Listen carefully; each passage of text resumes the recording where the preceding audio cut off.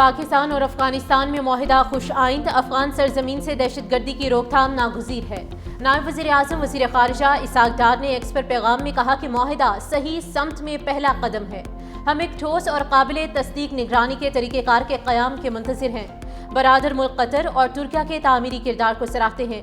نگرانی کا طریقہ کار ضروری ہے تاکہ افغان سرزمین سے پاکستان کی طرف اٹھنے والی دہشت گردی کے خطرے سے نمٹا جا سکے۔ مزید جانوں کے ضیاع کو روکنے کے لیے تمام کوششیں بروئے کار لانا ضروری ہے۔ دوحہ مذاکرات میں بڑا بریک تھرو، پاکستان اور افغانستان میں جنگ بندی معاہدہ ہو گیا، وزیر دفاع خواجہ آصف کی تصدیق۔ ایکس پر پوسٹ میں لکھا، پاکستان کی سرزمین پر افغانستان سے دہشت گردی کا سلسلہ فی الفور بند ہوگا، دونوں ہمسایہ ملک ایک دوسرے کی سرزمین کا احترام کریں گے۔ 25 اکتوبر کو استنبول میں دوبارہ وفود میں ملاقات ہوگی۔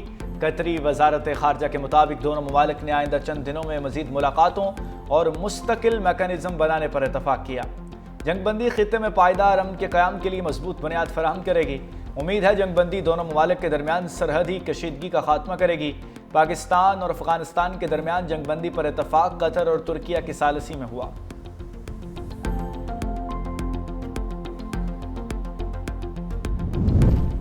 وزیر اعظم شہباز شریف کی ذاتی عمرہ میں نواز شریف سے ملاقات، دونوں رہنماؤں کے درمیان ملکی سیاسی صورتحال پر تبادلہ خیال۔ شہباز شریف نے پاکستان اور افغانستان میں مذاکرات کی تفصیلات سے آگاہ کیا۔ نواز شریف نے کہا کہ پاکستان ہماری ریڈ لائن ہے، کسی کو پاکستان کی طرف میلی آنکھ سے دیکھنے نہیں دیں گے۔ قوم کے بیٹے اپنی جانوں کی پرواہ کیے بغیر پاک وطن کی حفاظت کر رہے ہیں۔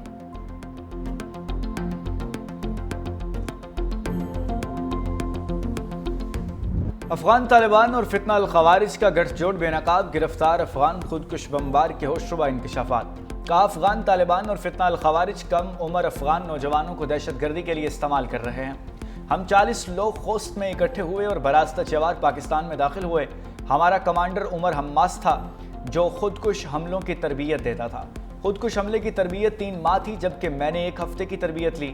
گرفتار خودکش بمبار کی شناخت نعمت اللہ ولد موسیٰ جان کے نام سے ہوئی۔ دہشت گرد افغانستان کے صوبے قندھار کا رہائشی۔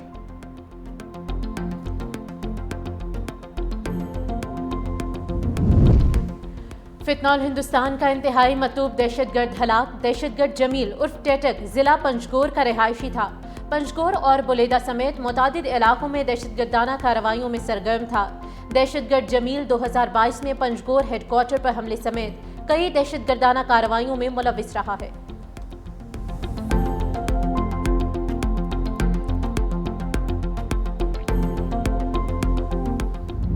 پاکستان کا خلائی ٹیکنالوجی میں خود انحصاری کی جانب مضبوط قدم، پاکستان کا پہلا ہائپر اسپیکٹرل سیٹلائٹ HS-1 خلا میں روانہ۔ قومی پروگرام جدید اپلیکیشنز کے دور میں داخل ہو گیا۔ ڈائریکٹر اسپارکو ڈاکٹر شفاعت کی تاریخی کامیابی پر قوم کو مبارکباد۔ چین سے ہونے والی لانچنگ کا اسلام آباد میں اسپارکو ہیڈ کوارٹر سے براہ راست مشاہدہ۔ اسپارکو کے مطابق سیٹلائٹ زراعت، شہری ترقی اور ماحولیاتی نگرانی میں اہم کردار ادا کرے گا۔ سیلاب، لینڈ سلائیڈنگ اور دیگر قدرتی آفات کی پیشگوئی میں بھی معاون ثابت ہوگا۔ HS-1 ماحولیاتی تبدیلیوں اور ارضیاتی خطرات کی بروقت نگرانی میں مدد دے گا۔ نائب وزیر اعظم اور وزیر خارجہ اسحاق ڈار کی پاکستانی سائنسدانوں اور ٹیکنیکل ٹیم کو پیشہ ورانہ مہارت پر مبارکباد۔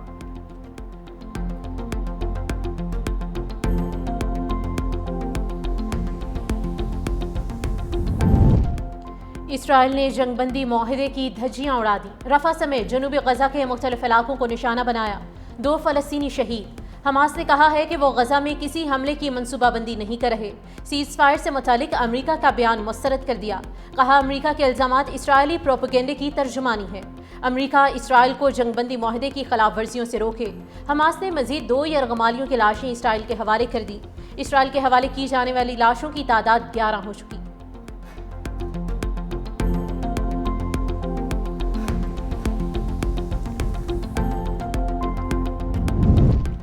اقوام متحدہ کا کہنا ہے کہ غزہ میں 70,000 ٹن دھماکہ خیز مواد ہے جو پھٹا نہیں۔ غزہ میں موجود بارود مواد لوگوں کے لیے خطرے کا باعث بن سکتا ہے۔ بارود کے باعث غزہ میں صفائی کا عمل مشکل ہو گیا۔ صفائی مکمل کرنے پر سالوں لگ سکتے ہیں۔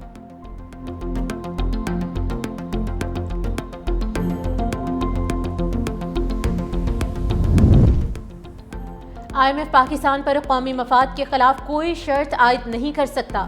واشنگٹن میں پریس کانفرنس کرتے ہوئے وزیر خزانہ محمد اورنگزیب نے کہا کہ IMF اور ورلڈ بینک سے ہونے والے حالیہ مذاکرات مثبت اور تعمیری ثابت ہوئے۔ IMF پروگرام کے تحت کی گئی اصلاحات نے معیشت کو مستحکم کیا۔ 31 دسمبر تک $1.2 ارب کی قسط ملنے کی توقع ہے۔ IMF ایگزیکٹو بورڈ جلد اجلاس میں معاہدے کی منظوری دے گا۔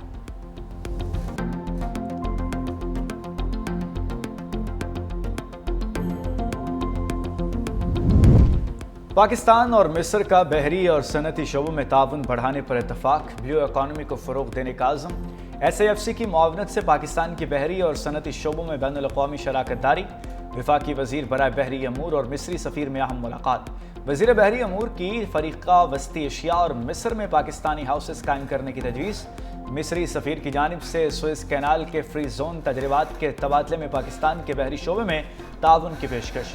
ملاقات میں دو طرفہ تجارت کو فروغ دینے کا بھی عزم کیا گیا۔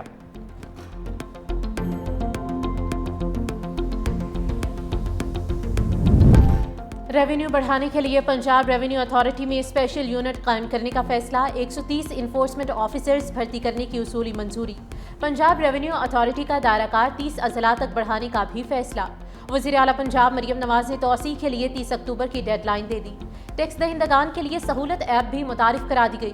وزیر اعلیٰ پنجاب مریم نواز نے کہا کہ ایمانداری سے ٹیکس دینے والوں کو پریشان نہ کیا جائے۔ ٹیکس ریونیو میں شفافیت یقینی بنانے کی بھی ہدایت۔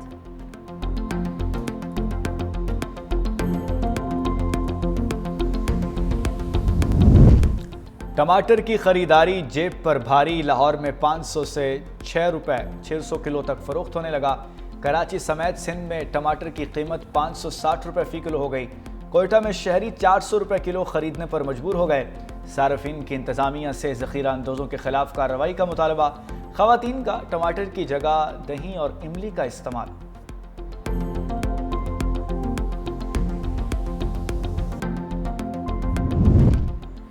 ربی سیزن کے لیے گندم کی امدادی قیمت جلد مقرر کیے جانے کا امکان۔ گندم کی سپورٹ پرائس 3400 مقرر کرنے کی تجویز ہے۔ وفاق اور صوبائی حکومتیں رواں برس گندم خریدیں گی۔ گندم کی یکساں سپورٹ پرائس کے لیے صوبوں اور وفاق کے درمیان مشاورت جاری۔ وفاقی حکومت 15 لاکھ ٹن گندم خریدے گی۔ گندم کی سرکاری خریداری سے متعلق جلد ہی فیصلہ کیا جائے گا۔ تجویز ہے کہ Sindh 10 lakh ton, Punjab 2.5 million ton گندم خریدے گا۔ گزشتہ 2 سیزن سے گندم کی خریداری نہیں کی گئی۔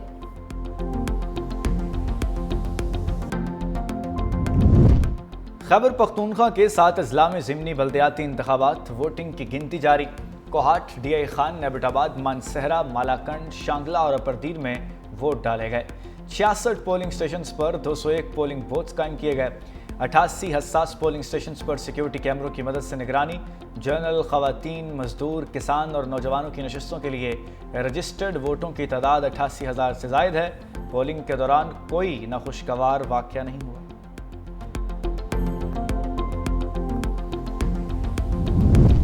خیبر پختونخوا پولیس کا پہلا سنائپر اسکواڈ تیار۔ ایلیٹ فورس میں شامل سنائپر اسکواڈ بڑھتی دہشت گردی کے پیش نظر تیار کیا گیا۔ سنائپر اسکواڈ کو جدید تربیت اور جدید اسلحے سے لیس کیا گیا ہے۔ اسکواڈ کو پہاڑی وادیوں، سرحدی علاقوں اور صوبے کی جنوبی اضلاع میں استعمال کیا جائے گا۔ ہر اسکواڈ 10 اہلکاروں پر مشتمل ہوگا۔ اسکواڈ کو دور چھپے دشمن کو نشانہ بنانے کی تربیت دی گئی۔ ابتدائی طور پر اسکواڈ کو جنوبی اضلاع، مالاکنڈ ڈویژن اور سرحدی علاقوں میں تعینات کیا جائے گا۔ اسکواڈ کو جدید تھرمل امیجنگ ڈیوائسز بھی فراہم کی جائیں گی۔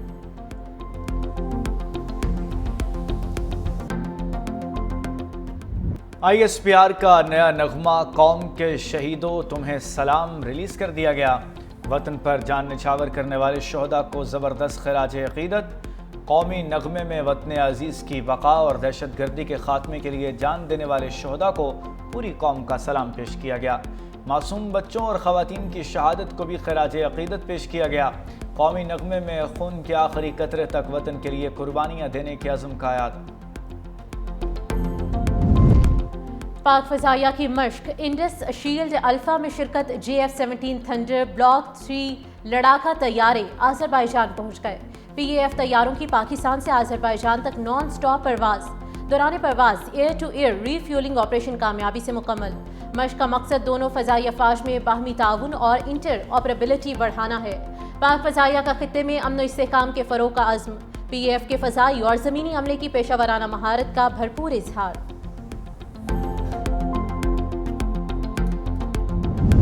ملتان میں وابڈا ٹاؤن فیز 1 کے علاقے میں چوری کی بڑی واردات، چور گھر سے 120 تولہ سونا اور 1,30,000 سعودی ریال لے کر فرار۔ کاشف نام شہری کی مدعیت میں نامعلوم ملزمان کے خلاف مقدمہ درج۔ پولیس کے مطابق کاشف پراپرٹی ڈیلنگ کے کاروبار سے وابستہ ہے۔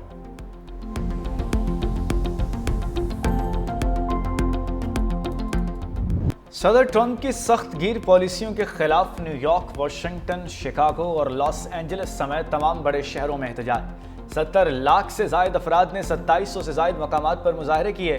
مظاہرین نے تارکین وطن کی بے دخلی کے لیے چھاپوں اور ریاستوں میں فوج کی تعیناتی کے خلاف غم و غصے کا اظہار کیا۔ مظاہرین کا کہنا تھا کہ ٹرمپ کے دوبارہ اقتدار میں آنے کے بعد میڈیا پر دباؤ، سیاسی مخالفین کے خلاف مقدمات اور امیگریشن کے سخت اقدامات بڑھ گئے ہیں۔ شہریوں نے ٹرمپ ہیز ٹو گو کے نعرے بھی لگا دیے۔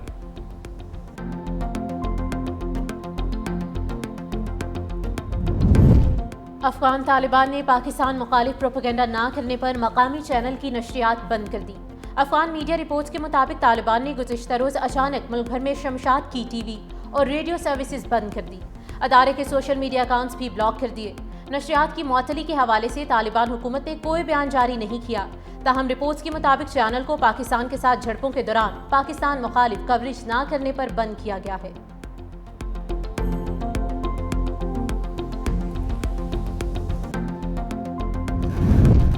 چین کا امریکہ پر بڑے سائبر حملوں کا الزام۔ چین کی وزارت قومی سلامتی کے مطابق امریکی نیشنل سیکیورٹی ایجنسی نے 2022 سے چین کے نیشنل ٹائم سروس سینٹر پر مسلسل حملے کیے اور اہم معلومات چوری کی گئیں۔ امریکہ کی جانب سے چینی عملے کے موبائل فونز اور نیٹ ورک سسٹمز کو ہدف بنایا گیا۔ وزارت نے کہا کہ امریکی ایجنسی نے غیر ملکی سمارٹ فون برانڈ کے میسیجنگ سسٹم کی خامی کا فائدہ اٹھا کر ڈیٹا تک رسائی حاصل کی۔ حکام کا کہنا ہے کہ یہ حملے اگر کامیاب ہوتے تو چین کے مواصلاتی نظام، مالیاتی نیٹ ورکس، بجلی کی فراہمی اور دیگر اہم سروسز متاثر ہو سکتی تھیں۔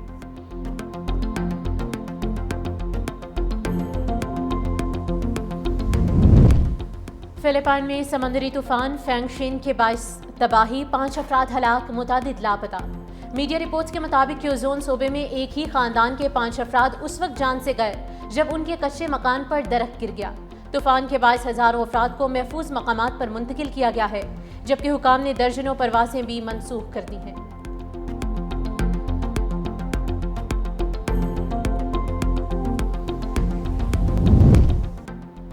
پیرس کے مشہور لور میوزیم میں ڈکیتی کی بڑی واردات، چور نیپولین دور کے قیمتی شاہی زیورات اٹھا لے گئے۔ میڈیا رپورٹس کے مطابق چوروں نے ایک کرین کے ذریعے میوزیم کی عمارت میں داخل ہو کر کھڑکی توڑی، شیشے کے ڈبے توڑے اور صرف 7 منٹس میں واردات کر کے فرار ہو گئے۔ واقعے کے بعد پولیس نے میوزیم کو سیل کر کے تمام سیاحوں کو باہر نکال دیا، قریبی سڑکیں بھی بند کر دیں۔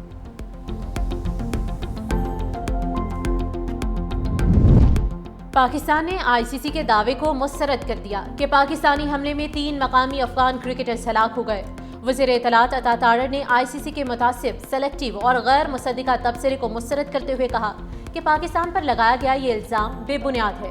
ایکس پر بیان جاری کرتے ہوئے کہا کہ آئی سی سی نے اس حوالے سے کوئی آزادانہ اور قابل اعتماد ثبوت فراہم نہیں کیا۔ پاکستان خود سرحدی دہشت گردی کا شکار ہے اور الزام تراشی جے شاہ کے تحت آئی سی سی کی نئی قیادت کا معمول بن چکا۔ ایسے واقعات نے آئی سی سی کی غیر جانبدار حیثیت پر سوالات بھی کھڑے کر دیے۔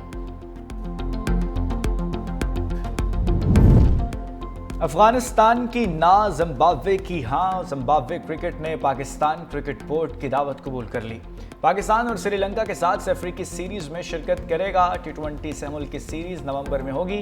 17 سے 29 نومبر تک راولپنڈی اور لاہور میں میچز ہوں گے۔ پاکستان اور زمبابوے کا افتتاحی میچ 17 نومبر کو راولپنڈی میں ہوگا۔ سری لنکا اور زمبابوے کا میچ 19 نومبر کو راولپنڈی میں ہوگا۔ لاہور کا قذافی اسٹیڈیم 5 میچز کی میزبانی کرے گا۔ افغانستان کے انکار کے بعد پی سی بی نے زمبابوے سے رابطہ کیا تھا۔